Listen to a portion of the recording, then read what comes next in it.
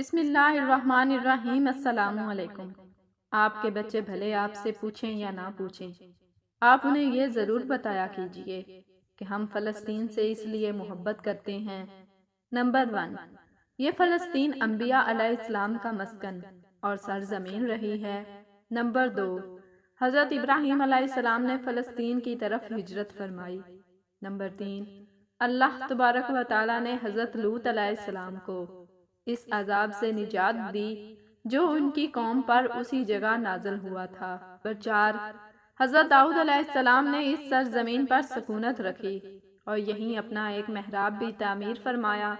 Number 5، حضرت سلیمان علیہ السلام اسی ملک میں بیٹھ کر ساری دنیا پر حکومت فرمایا کرتے تھے۔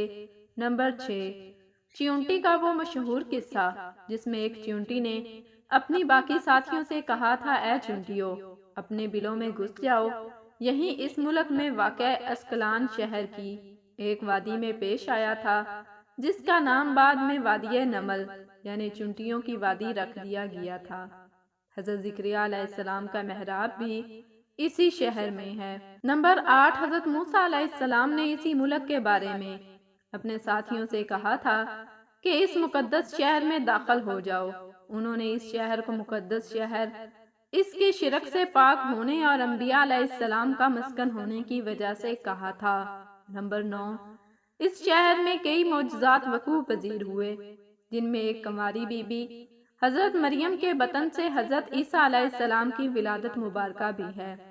نمبر 10، حضرت عیسیٰ علیہ السلام کو جب ان کی قوم نے قتل کرنا چاہا تو اللہ تبارک و تعالیٰ نے انہیں اسی شہر سے آسمان پر اٹھا لیا تھا۔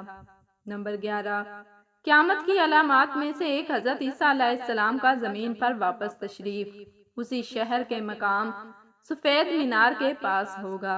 نمبر 12، اسی شہر کے ہی مقام پر حضرت عیسیٰ علیہ السلام مسیح دجال کو قتل کریں گے۔ نمبر 13، فلسطین ہی ارض محشر ہے۔ نمبر 14، اسی شہر سے ہی یاجوج ماجوج کا زمین میں قتال اور فساد کا کام شروع ہوگا۔ نمبر 15، اس شہر میں وقوع پذیر ہونے والے قصوں میں سے ایک قصہ طالوت اور جالوت کا بھی ہے۔ نمبر 16، فلسطین کو نماز کی فرضیت کے بعد مسلمانوں کا قبلہ اول ہونے کا اعزاز بھی حاصل ہے۔ ہجرت کے بعد حضرت جبرائیل علیہ السلام دوران نماز ہی حکم ربی سے آقا علیہ السلام کو مسجد اقصی فلسطین سے بیت اللہ کعبہ مشرفہ مکہ مکرمہ کی طرف رخ کرا گئے تھے۔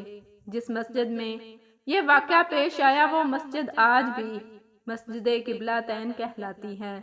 جزاک اللہ۔